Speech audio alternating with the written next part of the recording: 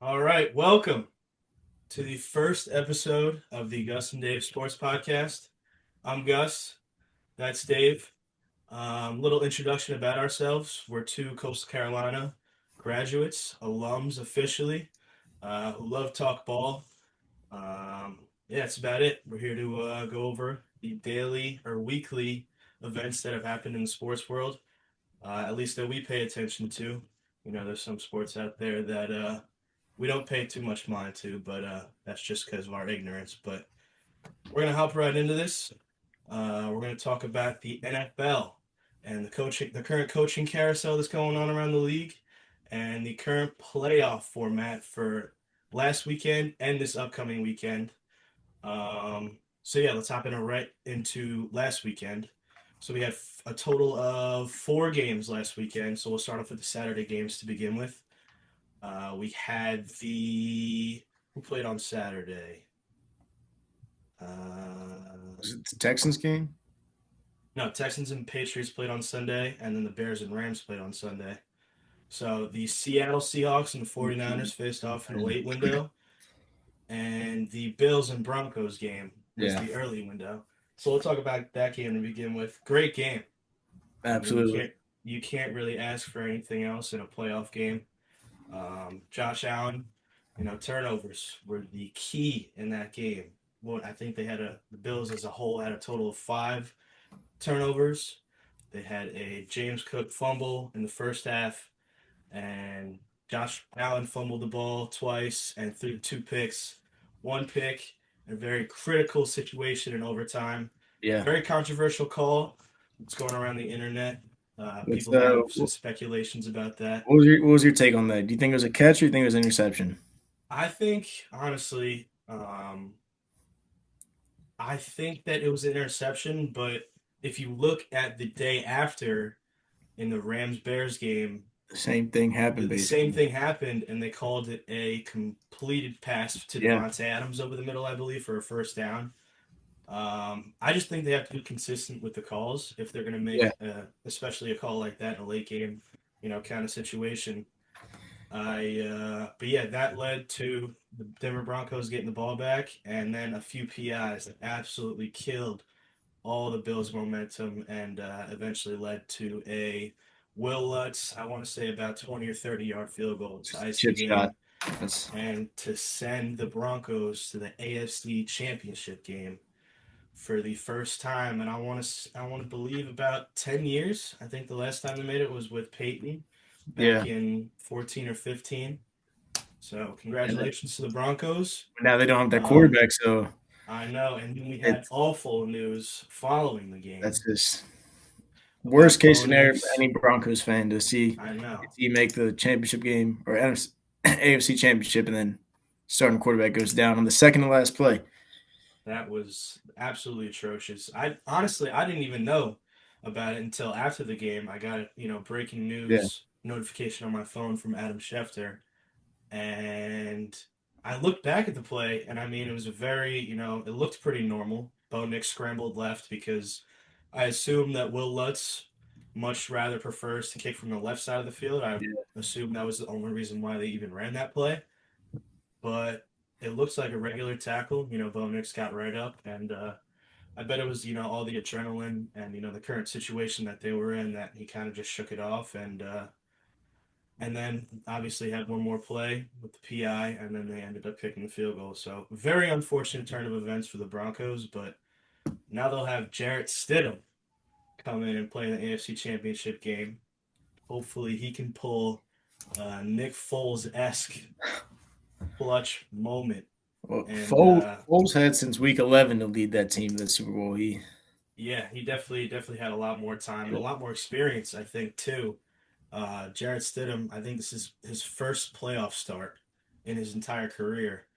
So a lot of pressure on the guy to go out there and against a tough Patriots defense, as we saw Yeah. on Sunday against the Texans. Uh, but we'll get to that game later. Again, congratulations to the Denver Broncos. And then the late window, Seattle 49er game. I mean, holy mackerel. That game was over as we were talking about this earlier. The game was over within 10 seconds because the Seahawks had enough points to win the game. Hmm. Well, 41 As soon as they 6. returned that kick for a touchdown, they literally Final, did not have to score another point the final score entire was game. 41-6. 41-6. Uh, Kenneth Walker went crazy in that game. 3 total touchdowns, 100, Yeah. almost 150 total all-purpose yards. The defense was insane.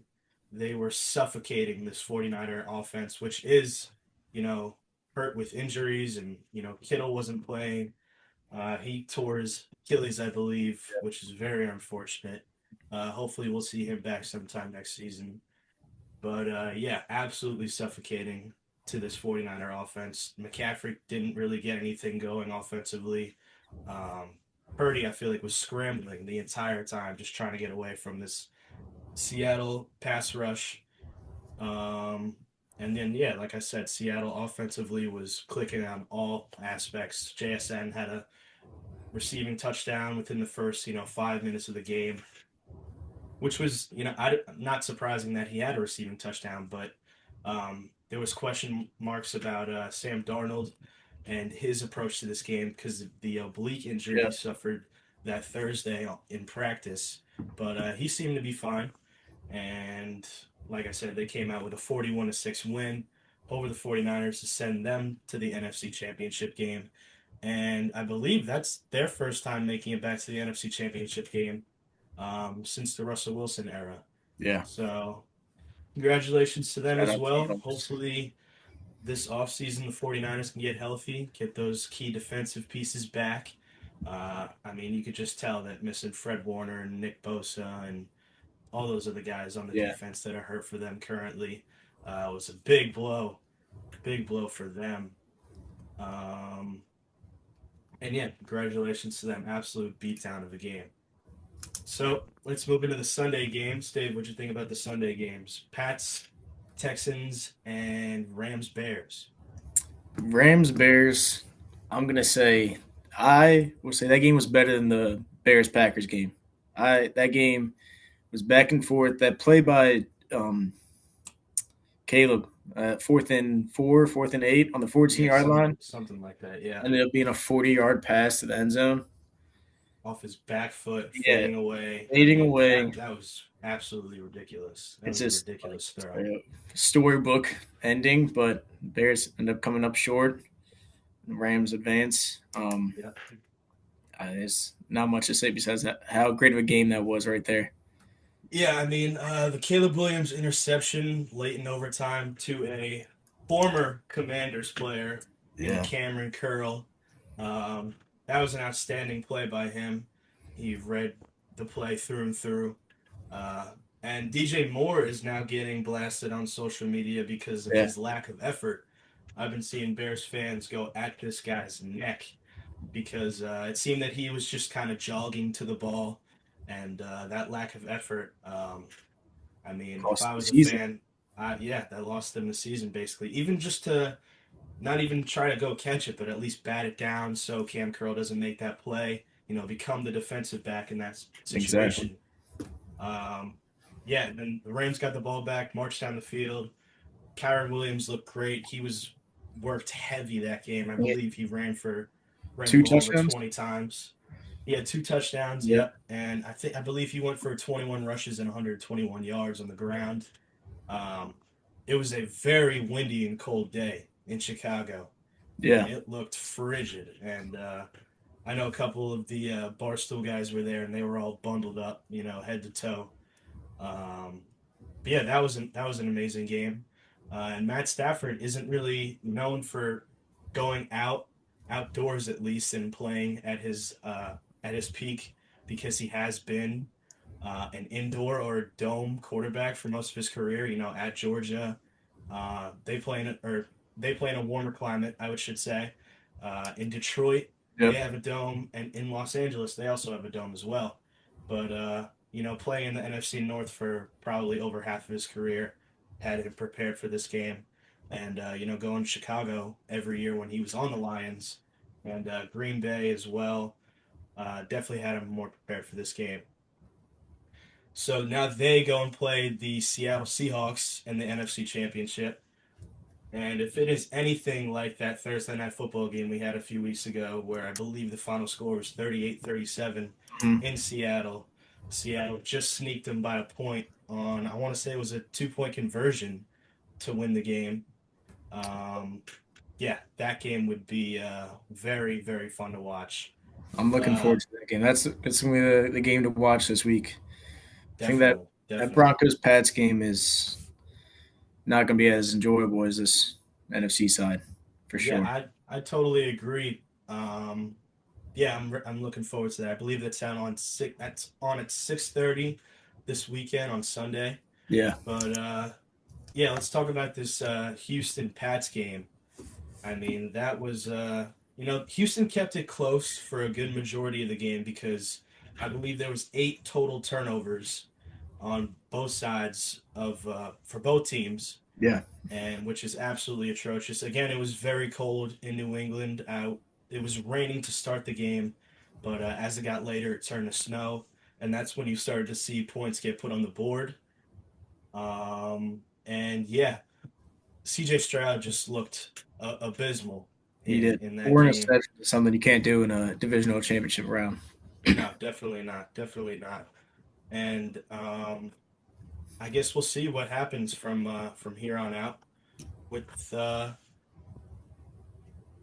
with that. But yeah, they're going to be playing the Denver Broncos Yeah. next week, the Patriots, and yeah, we'll see how that goes. But for my lookout for next week for those two games, I believe that you know the Patriots Broncos game could end up being a very good game in my opinion if Jared Stidham can not turn the ball over, if Denver can kind of start to get their run game intact. I know they have a very good offensive line, and of course that defense is insane. Um, and same thing with New England, kind of. If Drake May can hold on to the ball and not turn it over, I imagine it's going to be even colder in Denver next week. Um, but yeah, what do you think about these games next week? I want a close game in that Patriots Broncos game. I really do because I don't want to see a blowout in a AFC Championship game. I just don't see a way Jared Stidham wins that game or even keeps it close. Broncos are 5.5 point favorite, or no, I'm sorry, Pats are 5.5 point favorites going into Denver. To be that big of a favorite away in a playoff game is, I mean, obviously the bookies know something. Jared Stidham, Definitely. he hasn't thrown an NFL pass since 2023, and he's Wow. getting thrown into the loops in the AFC Championship game. Yeah. I did see some things where, I mean, he's been at Sean Payton's hip ever since he's been there. Sean Payton won him there, and he's been learning. I mean, he knows the system inside and out, but I just think it's too big of a scenario. The Pats have had, well, some people say on paper, easy route this whole season. They've had one of the easier schedules, but I just think they continue it and they make their way to the Super Bowl and they blow them out. I could see them winning by 10 plus points, but Definitely, then definitely. again, Especially if they can have Drake May turn the ball over, or if they can have Jarrett Stidham turn the ball over, I should say, at least once or twice. And if Drake May can protect the ball half as well, I mean, half as better as he did against the Texans, then yeah, I can definitely see the Patriots come out and win this game for sure. yeah, Let's switch over to the NFC side of things. I know I was talking about it before, how if we get even half the game that we got a few weeks ago on a Thursday night, it would be very entertaining. But it's in Seattle again. I think they're 1-1 against each other this year. Obviously, they play in yeah, the same division, so they play twice a year. Um, but yeah, I think it's going to come down to turnovers again. I think that possession in the playoffs is probably one of the biggest things. I believe that whoever wins a turnover battle is going to win this game. If they can make Matt Stafford uncomfortable, I know that, like I said, as uncomfortable as Brock Purdy was, then they have a very good chance of winning this game.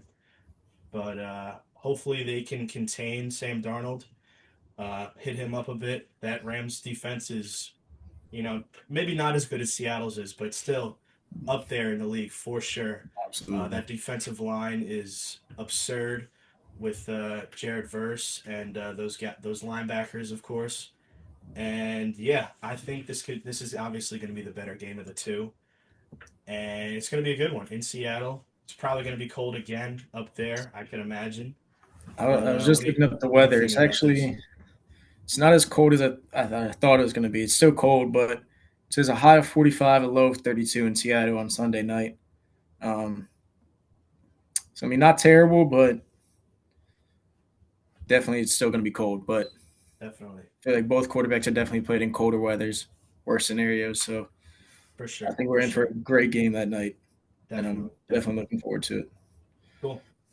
And so now let's focus on the current coaching carousel in the NFL. I know that I just saw today that Brian Dable is actually interviewing to be the next head coach at Buffalo, but I also saw that if he does not obtain this job, that he also has another interview set up with the Tennessee Titans to be their offensive coordinator and team up with newly hired Robert Saleh, who just got hired by the Titans to be their head coach.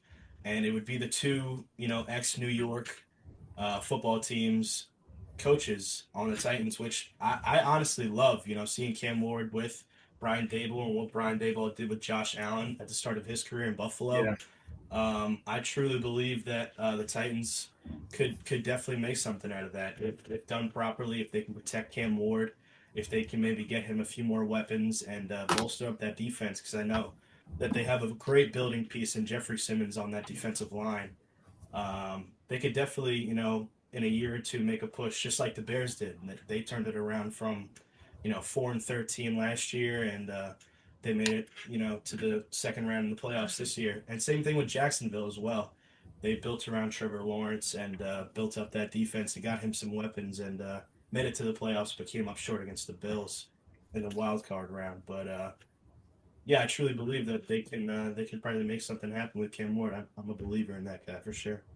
yeah, it's absolutely crazy how much a coach can change things for an organization. And you said the Definitely. Bears this year with Ben Johnson takes me back to Commanders the previous season when Dan Quinn came in. Who else do we have? I mean, the coaches around the league they come in, they implement their system, and a franchise gets turned around in one season to where you're competing for NFC, AFC championships or second round of playoffs where no one expected it because it's your first year there. So I think Dayball, wherever he goes, I think he's that team and him are going to succeed, especially if he goes, like you said, to Tennessee with teaming up with Robert Saleh and Cam Ward as his quarterback. That'll definitely be a great team to watch, I think, next year and interesting. Definitely. And you could also, I mean, like I said with Jacksonville, they hired Liam Cohen from the Buccaneers, and Yeah, he kind of turned in Trevor Lawrence to be an elite quarterback.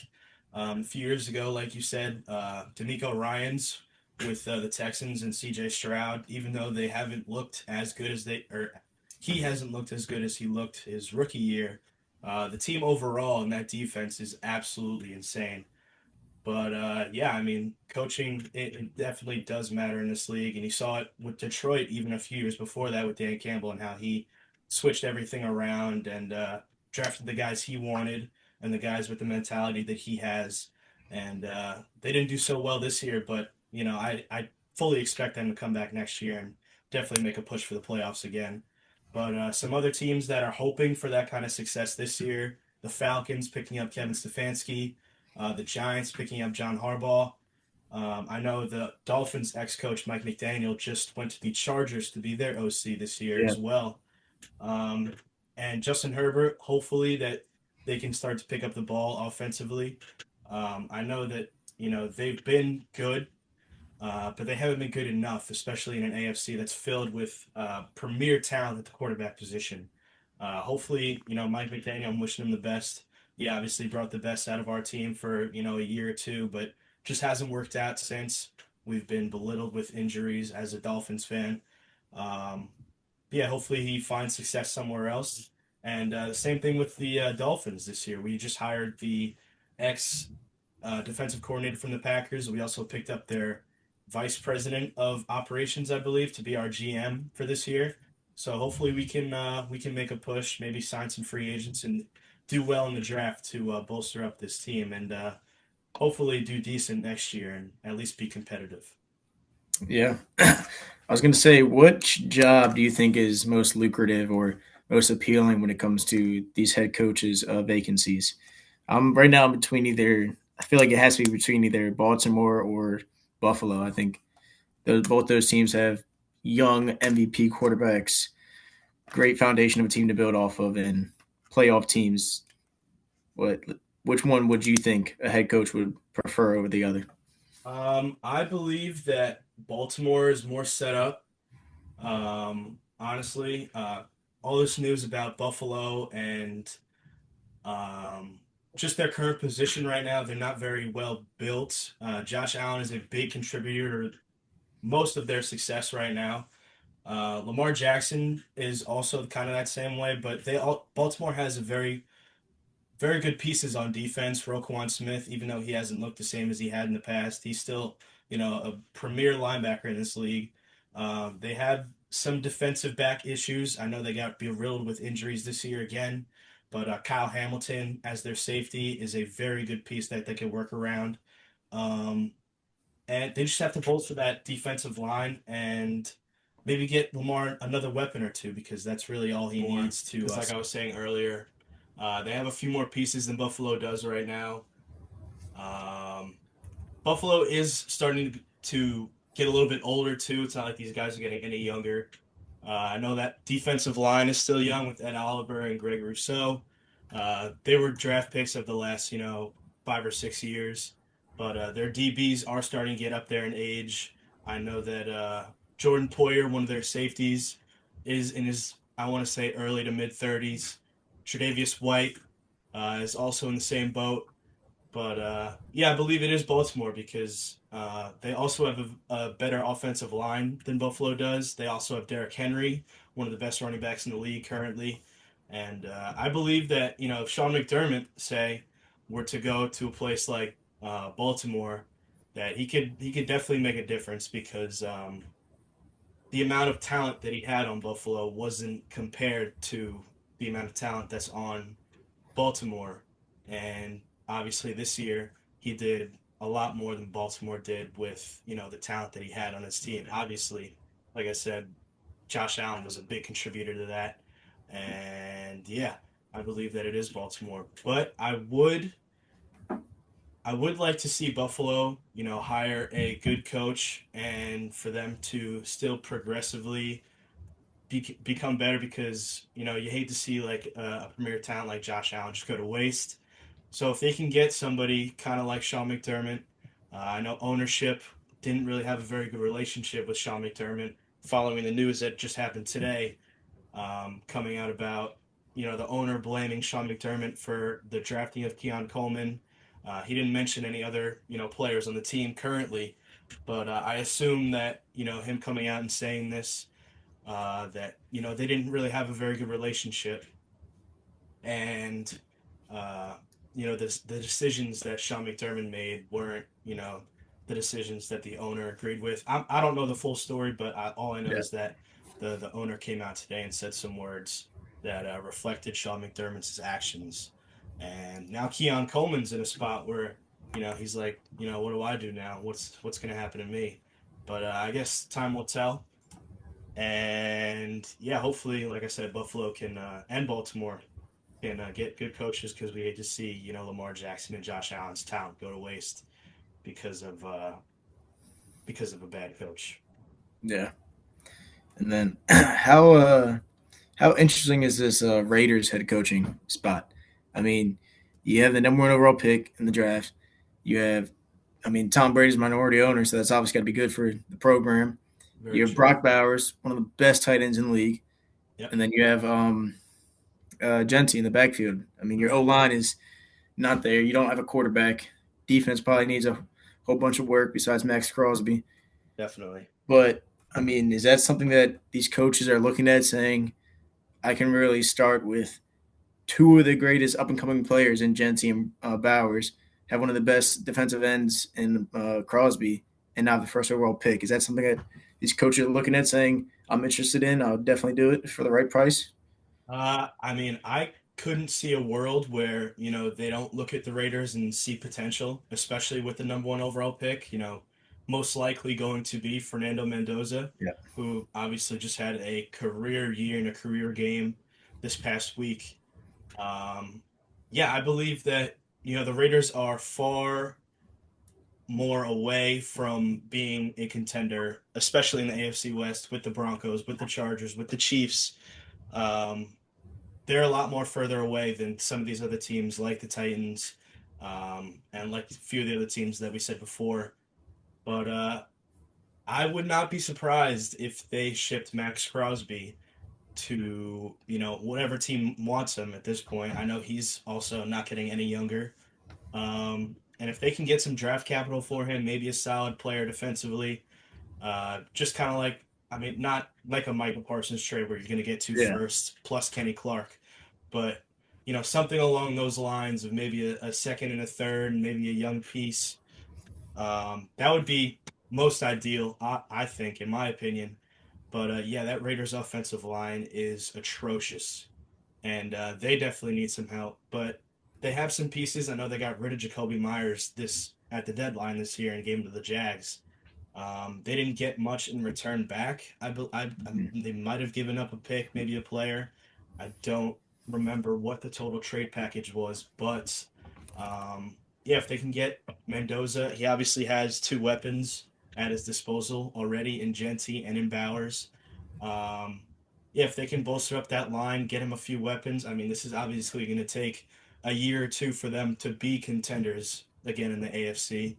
But yeah, if they slowly but surely get a good coach, like I wouldn't be surprised if Sean McDermott decides to take over this job because of the potential that it could lead to. And Sean McDermott isn't a coach where, if they go, 3-14 next year, 4-13 or whatever it is next year, they're not just going to let him off the hook that easy after 1 year because Yeah. they know the talent that's on the team. But if he can come in, change the locker room, pick up some pieces this offseason in the draft, I believe that, they can definitely turn themselves into contenders if Mendoza turns out to what he's supposed to be as well. Yeah, and then speaking about picking up some pieces in free agency, I was looking at the chart. They have the second highest cap available for this offseason. The And Chargers it's do?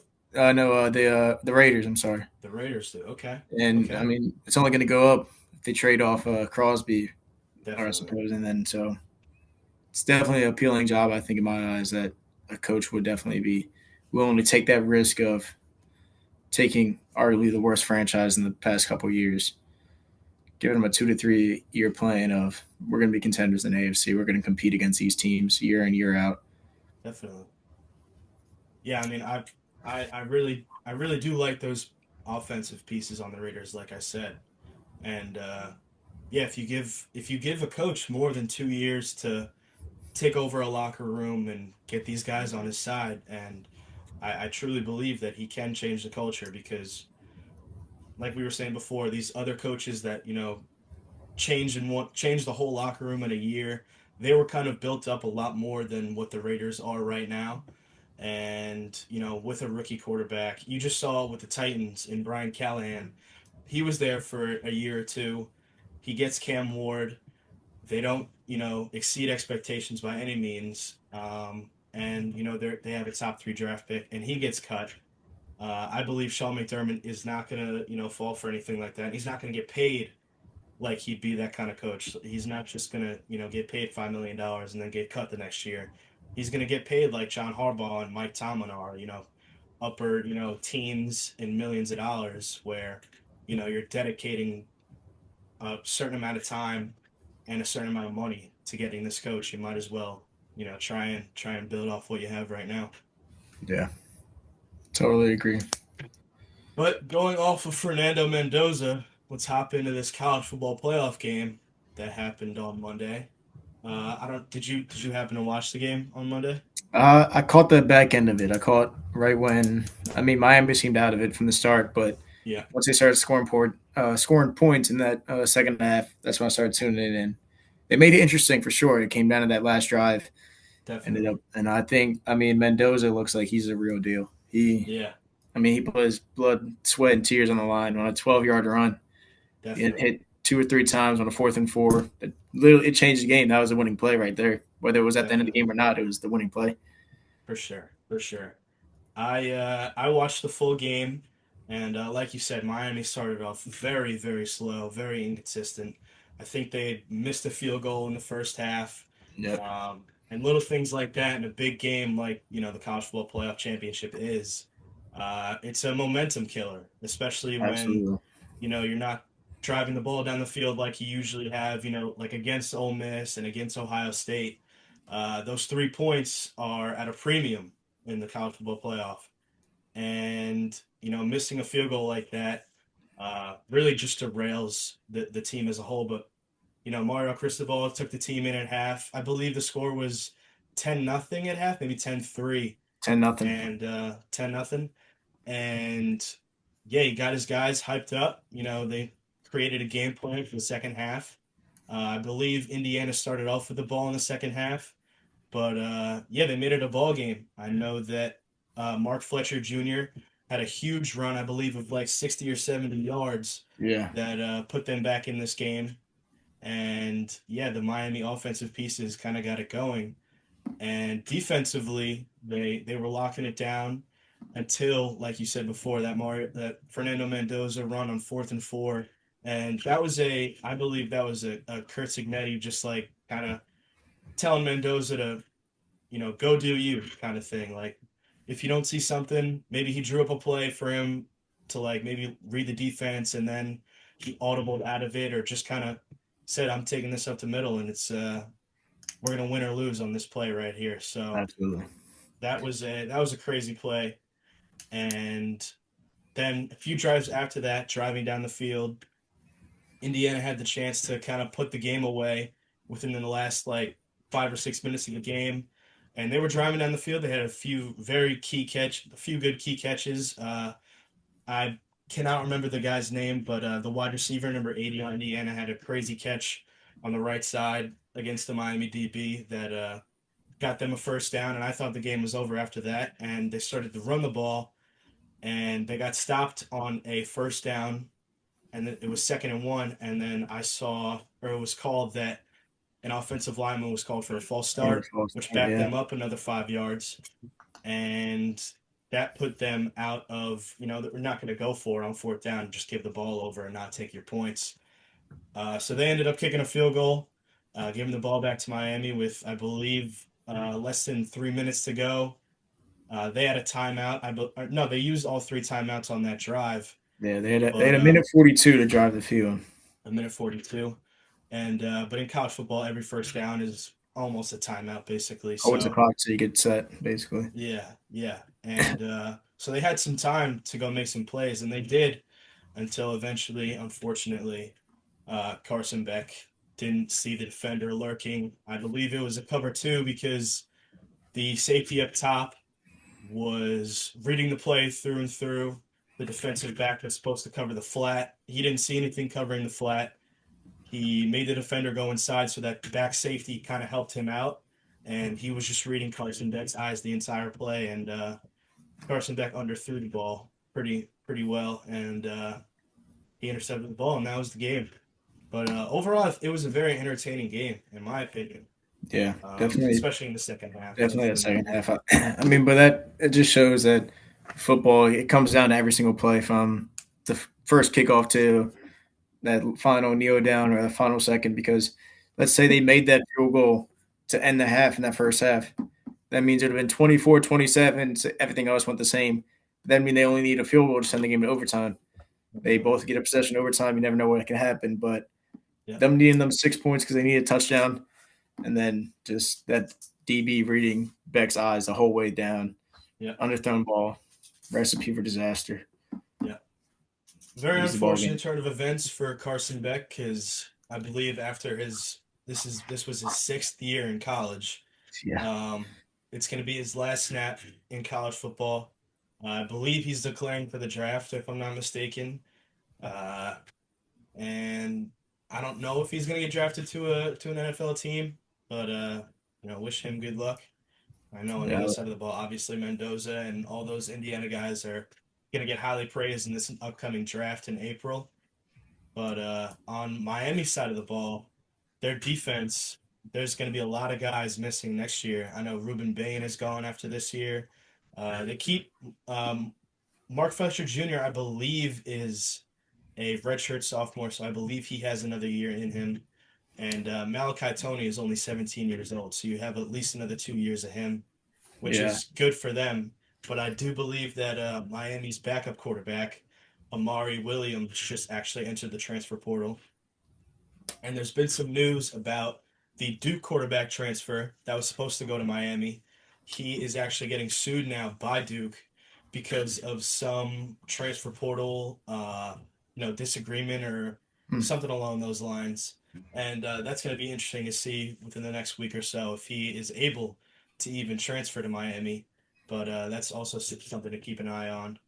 And yeah, I saw Kurt Signetti say at the in the press conference after that he's going to take whatever Tuesday off and then get right back to recruiting, which is pretty crazy Yeah. because I would definitely take some time off and celebrate my win. So he's definitely got some dog in him for that for sure. He's a great coach, I think. Yeah, love that guy. Love Yeah. that guy. But that is the end of college football this year. It was a great season, very entertaining as always. It's going to be exciting to see what they do with the college football playoff next year. There's been some speculation that the Big Ten wants it to be 16 teams and the SEC wants it to be 24 teams, Mm. which blows my mind because that would be chaos all around the league. And I don't really know how they would set that up, honestly, Yeah. because as of right now, they have the top four conference winners getting a bye, plus that group of five team getting that 12 seed. It's going to be interesting going into next year and seeing kind of what they do with the college football playoff and throughout the offseason, all the transfer portal stuff. And obviously, a few coaching situations have changed as well. Lane Kiffin picking up all these recruits and stuff like that. So it's going to be interesting for sure. For sure. Absolutely.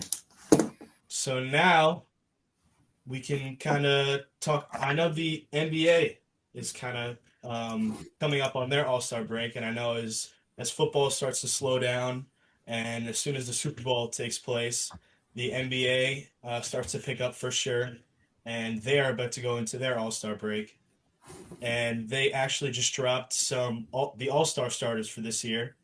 The two biggest things to come out of that was number one, LeBron James not being an all-star starter for the first time in 21 years. That's insane. That's That is a absurd stat. I believe he will most likely become a reserve just because of the fan voting. yeah. And I mean, he's picked it up definitely over the past month. He started off the season very slow, but over the past month, I believe he's averaging about 20, 26, 7 and 7, which is absurd for a 41-year-old. And then the second biggest question out of the All-Star starters was Anthony Edwards not getting the bid over Steph Curry, which all these older guys are starting to not regress, but they're not as good as they once were. And I believe that Anthony Edwards definitely should have got it over Stephen Curry. I believe he's averaging more points. His team is higher seeded in the West, but again, he's definitely going to be a reserve on that All Star team. I believe the All Star starters are for the East. It is Jalen Brunson, Cade Cunningham, Jalen Brown, I know that those are the forwards and the guards, Giannis, and I believe there's one more. I cannot think of it off the top of my head. And then, like I said, Curry in the West, Shea. I believe is KD an All Star starter? I'm not too He's sure. not. I'm looking at the teams No. right now. I'm Who? disappointed in you missing out the guy on the East, but Why? Who is it? it's I said Maxi. Jalen Brown. Oh, Tyrese Maxey. Okay, Yeah, okay, okay. dog. Who is the? Who else is in the West?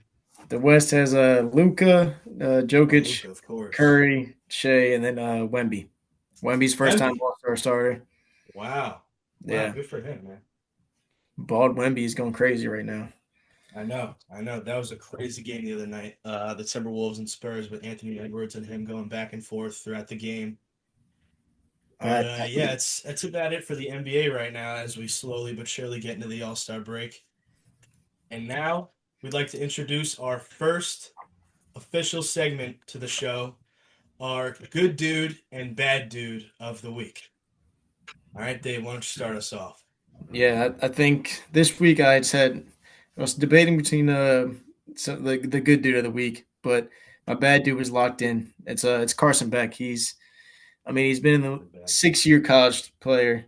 He's projected the 96th pick overall in this year's NFL draft. So goes to show the more years you take doesn't mean you get better.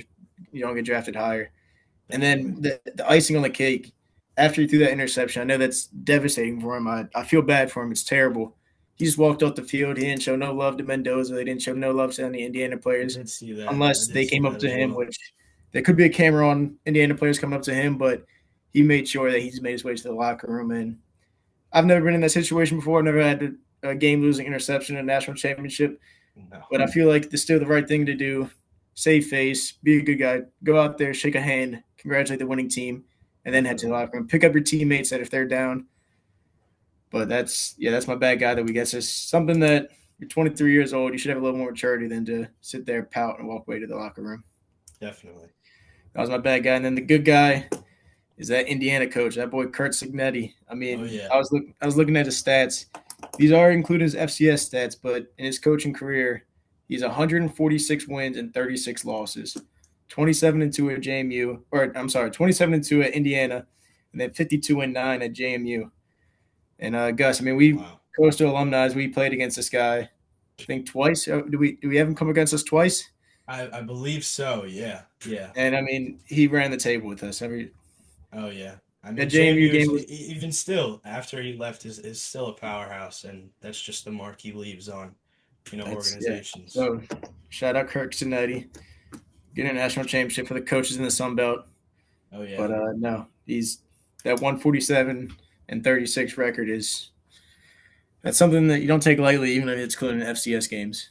Definitely. And when he said, "Google me, I win," Yeah, that yeah, was that was tough. That was yeah. tough for sure.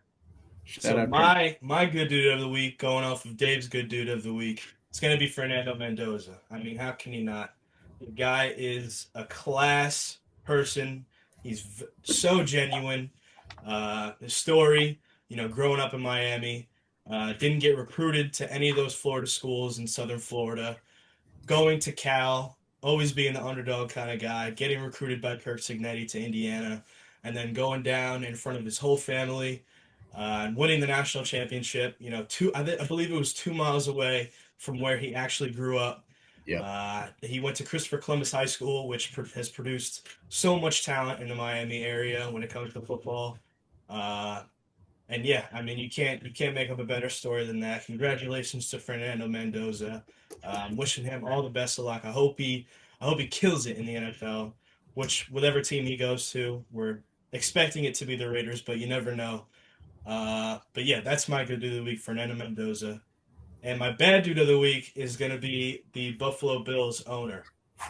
Coming out today and saying all this stuff about Sean McDermott and the current state. It says a lot about the current state of the Bills right now behind closed doors. Um, there's not a lot of communication, it seems like, between the coaching staff, whether it was the coaching staff, whether it was the GM, the owner. There's not a lot of communication between any of those guys right now. And it sucks for Josh Allen because he's just kind of in the middle of all of this, and he has all that pressure on him.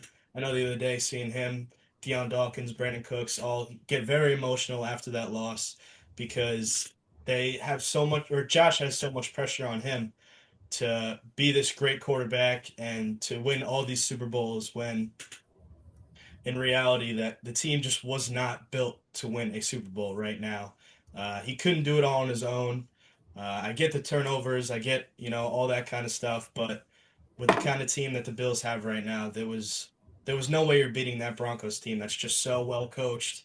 That defense is insane, and the offense was just clicking on all kinds of levels on Saturday when they played. So that's my bad dude of the week, the Bills owner, because he just has no sympathy for really anybody on his team, and especially a day or two after firing. a coach that has brought you deep into the playoffs the last, Yeah. I think it was 7 years.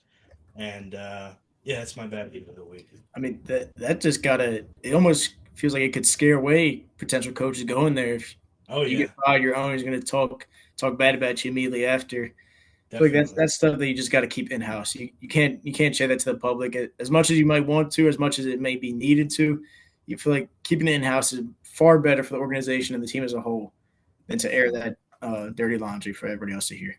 Definitely keeping that behind closed doors.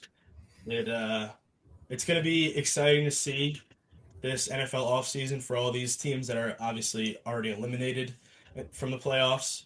I know there's a lot of speculation about the Eagles and what they're going to do offensively, maybe shipping AJ Brown.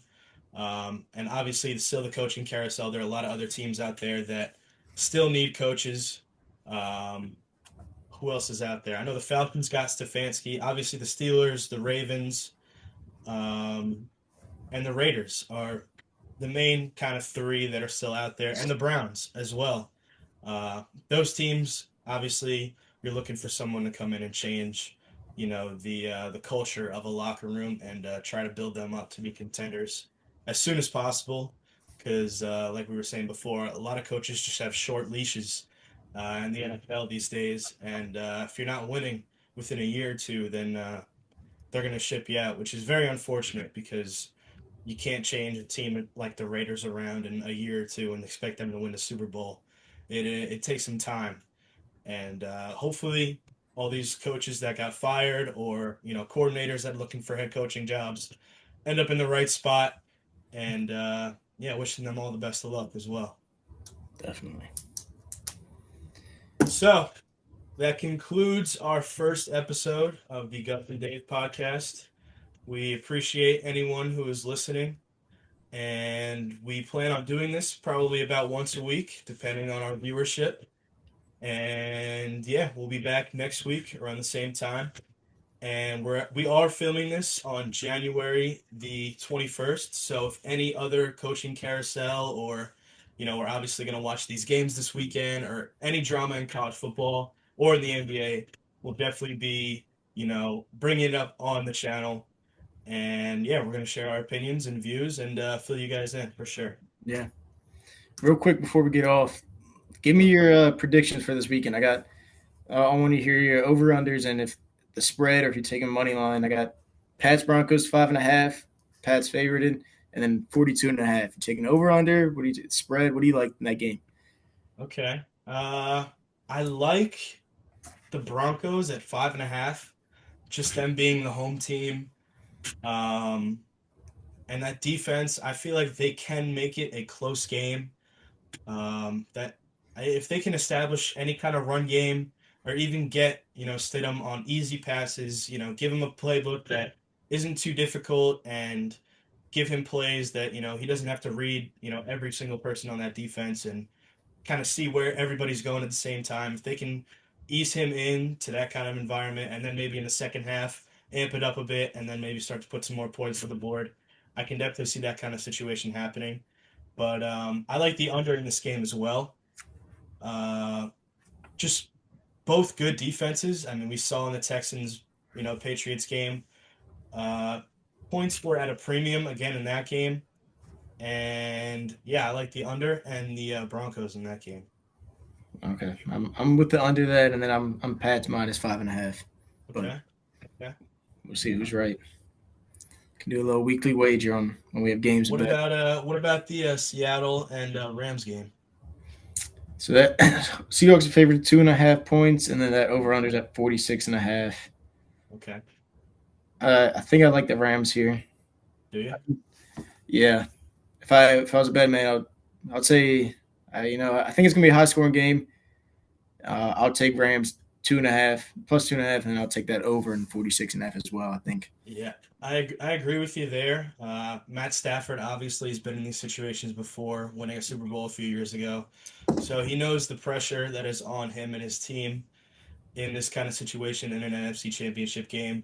Being away does hurt a little bit, but we saw Matt Stafford go to Carolina across the country and sneak out a win We saw Matt Stafford go to Chicago last weekend and sneak out a win. If, like I said before, if the Seahawks aren't getting to Matt Stafford like they were to Brock Purdy, I can definitely see the Rams covering the spread with ease. But if this Seattle defense is suffocating like it was against the 49ers, I just cannot see really anybody left in the playoffs beating the Seattle Yeah. Seahawks team. And especially if Seattle can start to work the ball offensively, even if the defense does let up, a break or two, I can I can definitely see the Rams winning. But I do agree with your takes. I like the Rams plus 2.5 and the over for sure. Yep. I just want to end it with that. I was looking at those lines. If you saw me looking down, I was looking at the the spread and the over and under. So Cool. All right. That concludes our first episode. Thank you guys for watching, and we will be back next week. All right. thank you guys.